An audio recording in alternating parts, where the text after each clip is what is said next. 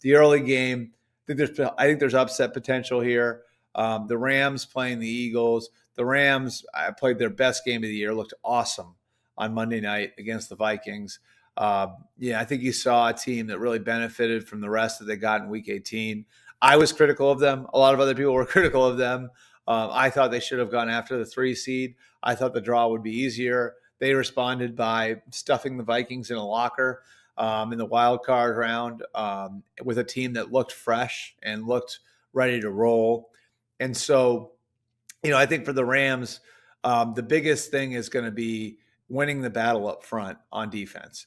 And like, what are they able to do against a powerful, complete Eagles offensive line? Are they going to be able to put the game in Jalen Hurts' hands? And what I mean by that is, are they going to get him in long yardage? Are they going to be able to win in the first quarter and get the Eagles playing from behind? Are they going to make it a drop back game for Jalen Hurts? I think that's the road. That's the path to victory. And so that means, guys up front like Kobe Turner, like Braden Fisk, like Jared Verse, like Byron Young, like Bobby Brown. I like those guys up front are going to be such a massive piece to whether or not they're able to get it done.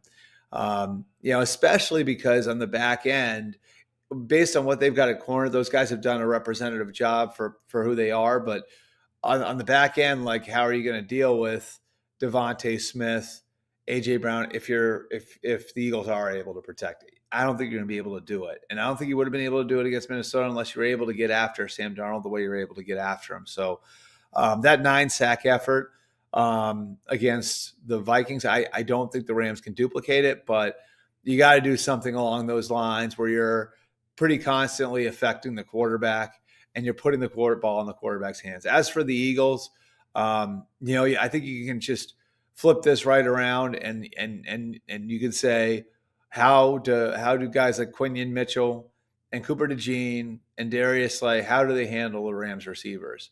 And can they make this the sort of game where Vic Fangio can really do what he needs to do to stop the run and do what he needs to do to slow down Kyron Williams, who's really the engine of that offense. So, I think the Eagles have a real shot to do it with what they've got on the defensive side of the ball.